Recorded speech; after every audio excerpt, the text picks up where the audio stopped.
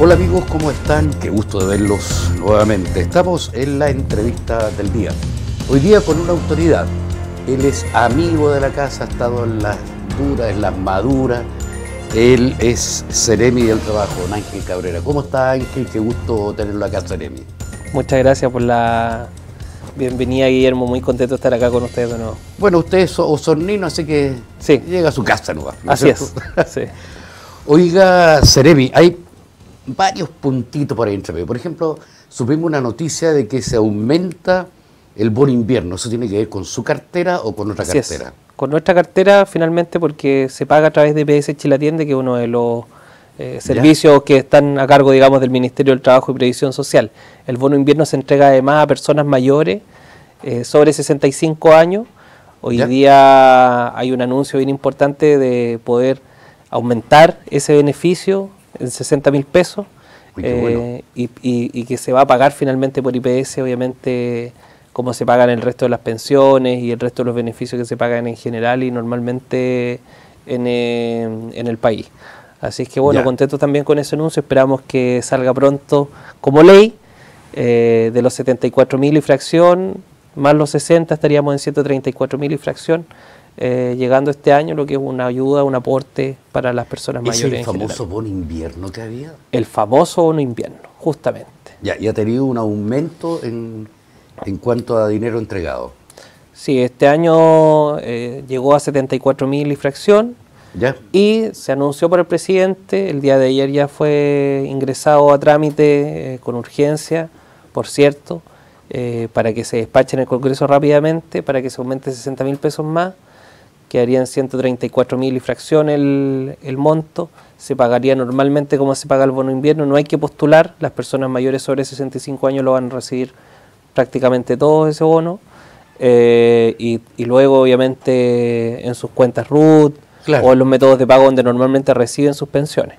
¿Para todos los mayores de 65 años o hay alguna restricción o hay alguna letra chica por ahí entre medio? Hay un requisito que tiene que ver, que es un requisito más que letra chica de focalización de los recursos. Todas aquellas personas que tengan pensiones autofinanciadas superiores a 201.000 pesos reciben una fracción de sus 74, el resto lo recibe completo.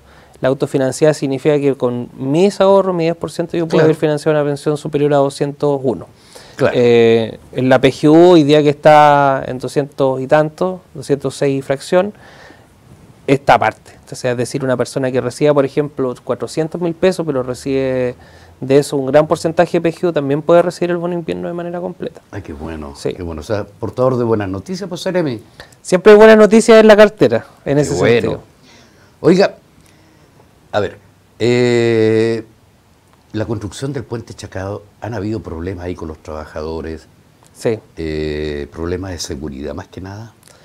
Han habido problemas en general de coordinación entre la empresa y los trabajadores. Nosotros lo primero que hemos señalado en ese sentido, pasaron un par de episodios durante estas últimas 2 semanas, es muy importante siempre que las empresas cumplan con la obligación de proteger la salud y la seguridad de sus trabajadores. Eso es lo fundamental y lo número uno. Cualquier condición que se genere, ya sea meteorológica, por alguna situación inesperada, por alguna situación... lo vimos, por ejemplo, en verano con los incendios, Guillermo. Sí, claro. Cuando había mucho humo y habían faenas agrícolas que se estaban realizando, nosotros teníamos la temporada agrícola acá, había un incendio muy grande cerca de Río Negro, y nos hicieron preguntas los empleadores, ¿qué pasa si es que el humo llega y hay un problema de seguridad? Bueno, por cierto, usted tiene la obligación, no solamente el derecho, el deber, sino que el deber también de suspender la faena para proteger a sus trabajadores de la inhalación del humo tóxico de los incendios, por ejemplo. En cualquier circunstancia climática, de fuerza mayor, un incendio, por ejemplo, es obligación del empleador, por cierto, proteger. Nosotros, en todo caso, hemos hecho un esfuerzo bien importante, Guillermo, para realizar fiscalizaciones rigurosas, pertinentes y sistemáticas en el canal del puente Chacao, principalmente porque sabemos que es una obra importante, trabajan más de 1.000 trabajadores ahí, hay más de 15 empresas trabajando actualmente, entre la principal, que es la CPC, Consorcio Puente Chacao, la Hyundai coreana que se conoce, y otras empresas prestadoras de servicios. Entonces esas más de 19, son cerca de 19 empresas, más de 1000 trabajadores. Obviamente necesitan fiscalizaciones importantes. De todas maneras. El 2021, solo por poner un índice, nosotros cuando llegamos vimos que hubieron 15 fiscalizaciones en todo el año en el Puente Chacao, lo que es un buen número, por cierto. Prácticamente una vez al mes. Prácticamente más de una vez al mes, el 2021. Nosotros el año pasado hicimos 68 fiscalizaciones en todo el año. Eso quiere decir, si nosotros tenemos 52 semanas en un año, hicimos más de una fiscalización por semana. Exacto. Todas las semanas estuvimos en el Puente Chacao fiscalizando con los inspectores del trabajo. Este año llevamos cerca de 16, 17 fiscalizaciones. En 24 semanas aproximadamente, yo calculo, un poquito menos, son 5 por 4, 20 semanas, y llevamos como 16, 17. Igual estamos yendo más o menos cada 8, 9 días aproximadamente al Puente Chacao. Y las fiscalizaciones, me imagino, inspecciones, planeadas de tarea, observaciones, planeadas de tarea, y eso hay recomendaciones, y esas recomendaciones se las hace llegar al empleador o por a la cierto, jefatura. Y en el caso de existir un incumplimiento se pasa una multa. Ya. Y hay multas importantes. Nosotros llevamos más de 450 UTMs en multas este año para las distintas empresas, sin nombrar, ¿no? Las 19 empresas que están trabajando en la obra, porque se tienen que pasar multas si hay incumplimiento. Claro, ¿no será algo que es natural para muchas grandes empresas? ¿Prefiero pagar la multa y no mejorar la condición de los trabajadores? Bueno, esa es una discusión que se ha dado en el país durante muchísimo tiempo. Nosotros las recomendaciones que hacemos, por cierto, tienen que ver básicamente con evitar accidentes del trabajo, que son los más graves, son incumplimientos muy importantes. No digo que otros incumplimientos sean menos graves, pero los que afectan a la seguridad y la salud son críticos y son muy importantes de estar cumpliendo. Siempre los trabajadores y las trabajadoras tienen que contar con sus elementos de protección personal, tienen que estar resguardados, por cierto, de cualquier accidente que se pueda suscitar.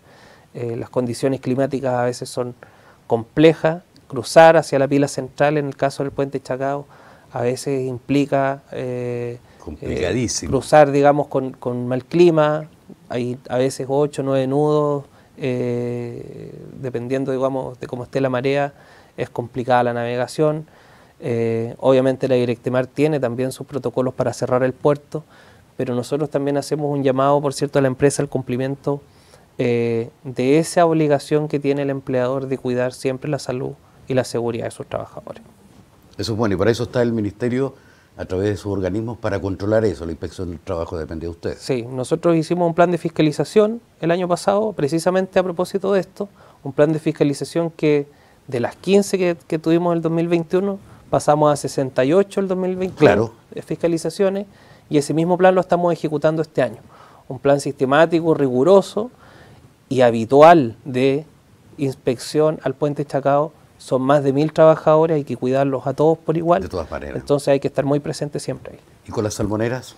Con las salmoneras también, por cierto, nosotros tenemos hoy día 2 desafíos importantes. Primero, yo diría, un compromiso del Ministerio, de la ministra, de poder ir avanzando en seguridad y salud de algunos trabajadores en particular. En el caso de los buzos, por ejemplo, exacto, hay una deuda histórica en nuestra región de cómo nosotros protegemos a los buzos. Hay muchos parlamentarios interesados también en que ya haya una regulación importante en el tema de los buzos. Y nosotros levantamos una mesa regional, como habitualmente nosotros hacemos, Guillermo, acá en la región de los lagos, tripartita: trabajadores, empleadores, gobierno. Nos tratamos de poner de acuerdo en las cuestiones esenciales. Esos documentos que nosotros discutimos en la mesa se los entregamos al nivel central, a la ministra, para que sea un insumo importante en la discusión de los proyectos de ley.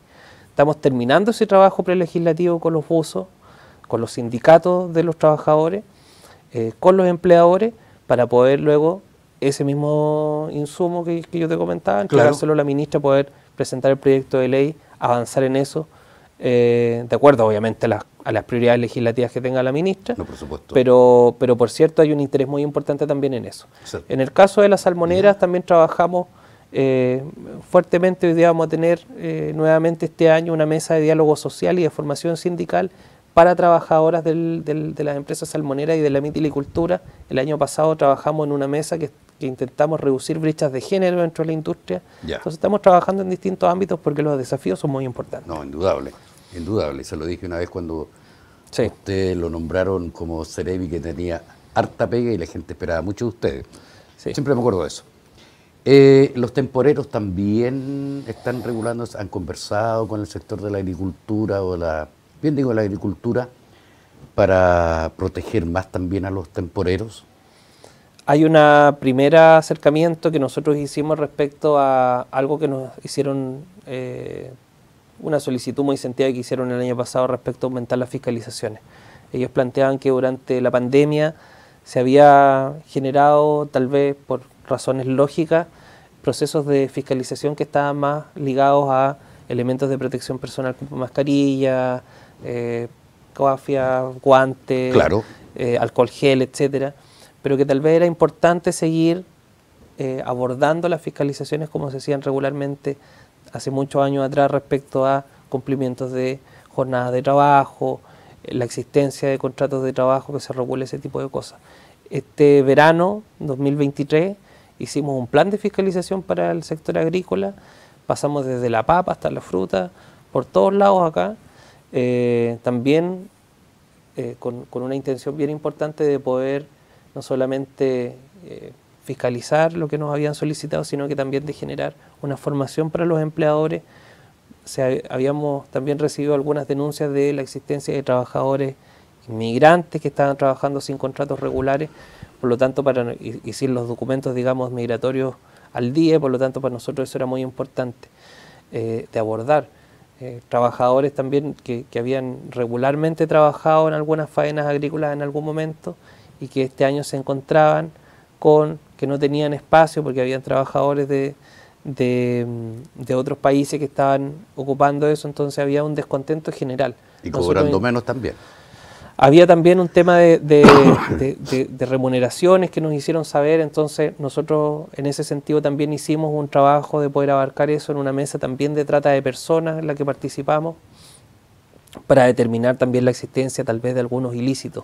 Todo ese trabajo lo hicimos durante este año, entre enero y marzo, hasta fines de marzo. Nosotros recién terminamos con eso.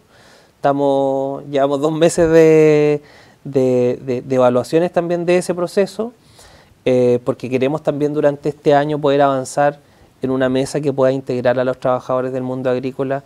Junto con la Seremia de Agricultura lo hemos conversado también de poder levantarlo acá en la provincia de Osorno, que es por antonomasia, diría yo, dentro de la región, la provincia que en temas agrícolas y ganaderos es la que más concentración tiene, digamos, de todas maneras, de trabajadores y trabajadoras. Y ahí nosotros tenemos un desafío importante de poder también formar, conversar, informar sobre algunas medidas de gobierno que se han ido implementando y se van a implementar en el futuro, como 40 horas, salario mínimo, temas de reforma de pensión y también avanzar en temas específicos de sus carteras. De todas maneras. Usted anunció 2 temas ahí que nos interesa, pero muy bien. Las 40 horas ya hay mucha gente asustada con respecto a qué va a pasar con las 40 horas. Hay países que ya tienen hasta 35 horas, sí, países mucho más adelantados que nosotros, pero sí, nosotros deberíamos apuntar a eso. Las 40 horas, ¿cuándo se aplica o ya se están aplicando? Hay empresas aquí en la zona que ya tienen el sello de las 40 horas. Exactamente. En la región de los lagos, nacidas y criadas en la región de los lagos, son 30 empresas. Hay otras empresas que se certificaron a nivel nacional, son más de 500 empresas a nivel nacional, que tienen sus sucursales también en la región, por cierto.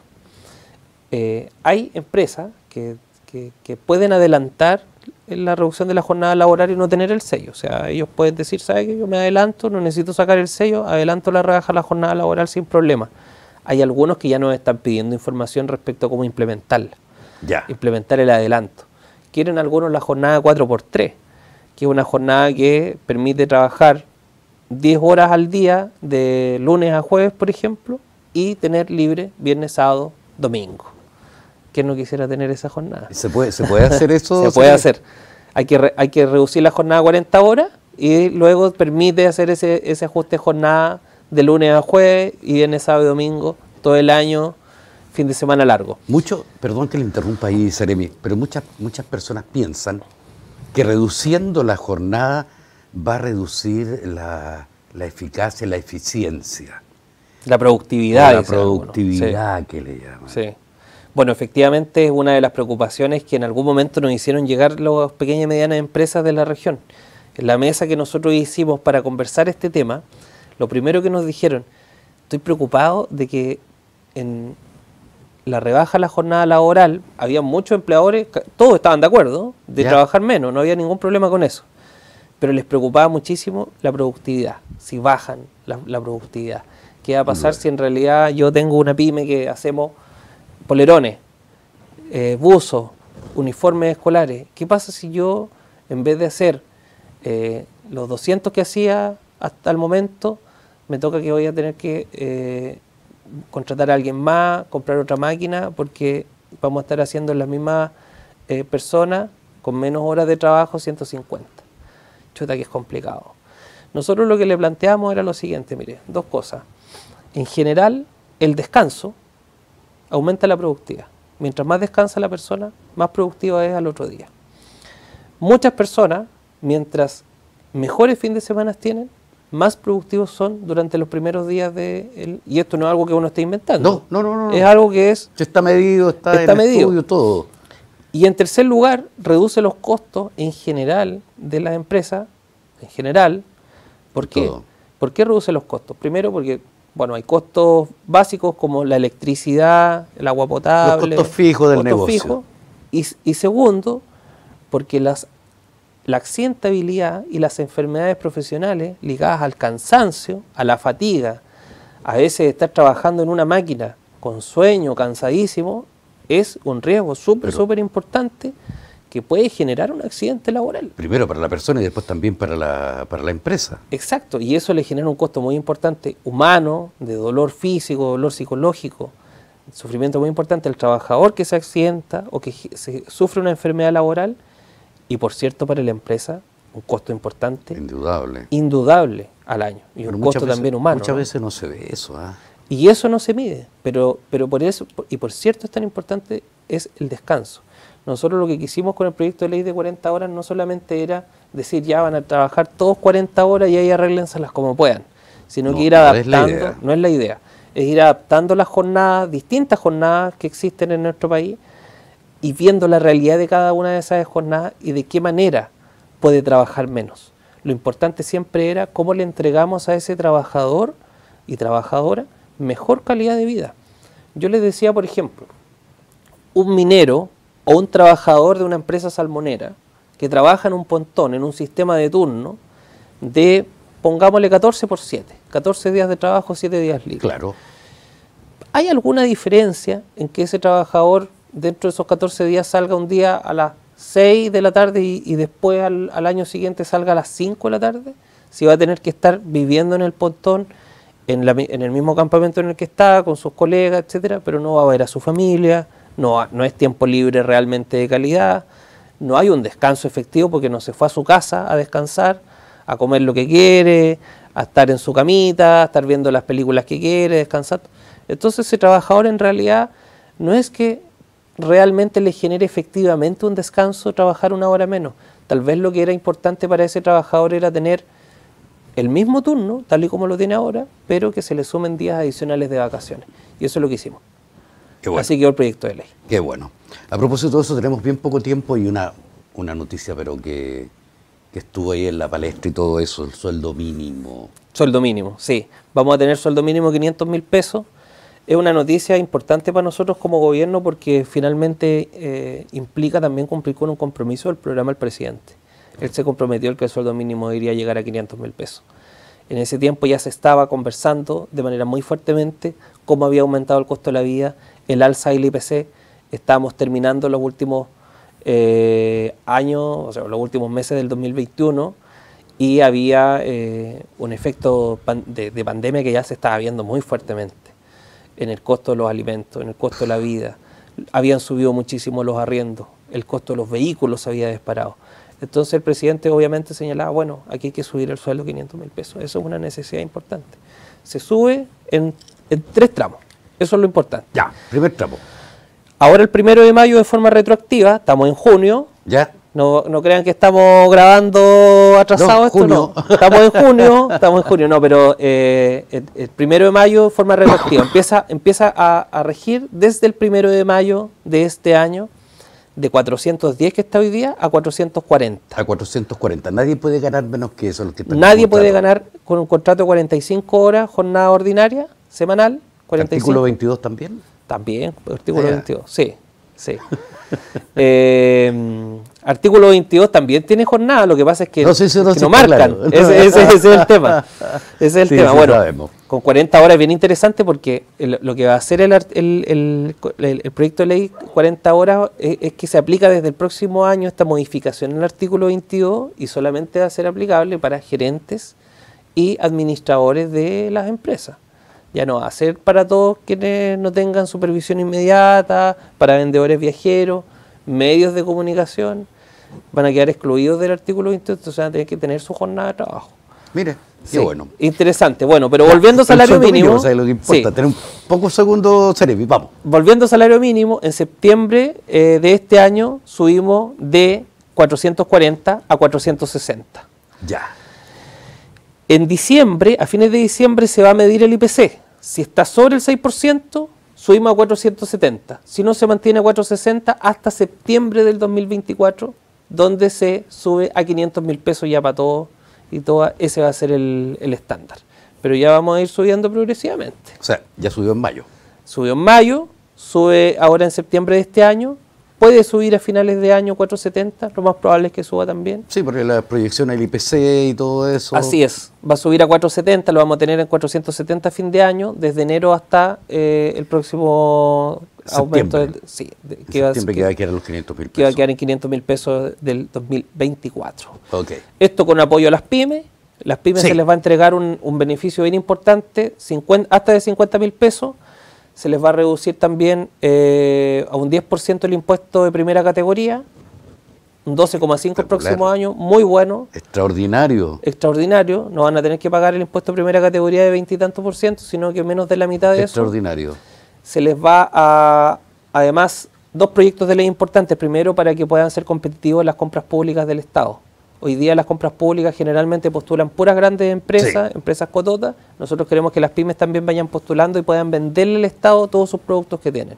Y segundo, la ley de justicia financiera, que tiene que ver básicamente con que por un error, porque no pudo pagar en pandemia una pyme, les fue mal, tuvo cerrada, no pudo pagar 2 o 3 cuotas de un crédito que había pedido, la banca lo castiga, lo mete a ICOM y hoy día ya no puede pedir crédito. Nada. La idea es acelerar la ley del olvido financiero para que esas pymes también puedan tener la cartera limpia, digamos, la hojita de anotaciones Y la cancha equiparada. y la cancha equiparada también con las grandes empresas para poder competir de la misma manera.